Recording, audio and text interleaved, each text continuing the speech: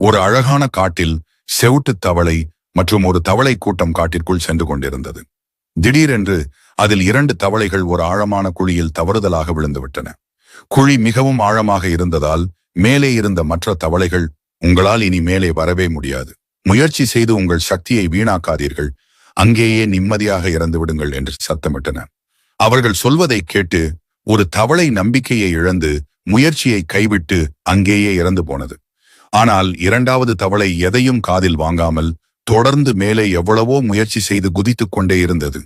மேலே இருந்தவர்கள் வேண்டாம் விட்டுடு என்று கத்த இந்த தவளை இன்னும் அதிக வேகத்தோடு குதித்து இறுதியில் மேலே வந்துவிட்டது. மற்ற தவளைகள் ஆச்சரியத்துடன், நாங்கள் சொல்வது உனக்கு கேட்கவில்லையா என்று கேட்டன.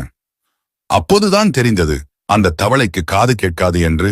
மேலே இருந்தவர்கள் கத்தியதை எல்லாம் பார்த்து தன்னை அவர்கள் உற்சாகப்படுத்துகிறார்கள் என்று தவறாக நினைத்துக் கொண்டு அது இன்னும் வெறியோடு குதித்து ஜெயித்திருக்கிறது.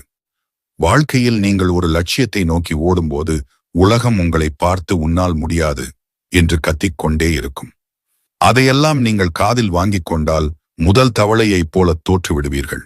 வெற்றியாளனாக இருக்க விரும்பினால் எதிர்மறையான பேச்சுக்களுக்கு அந்த 2வது தவளையைப் போல செவிடாக இருந்து விடுங்கள்.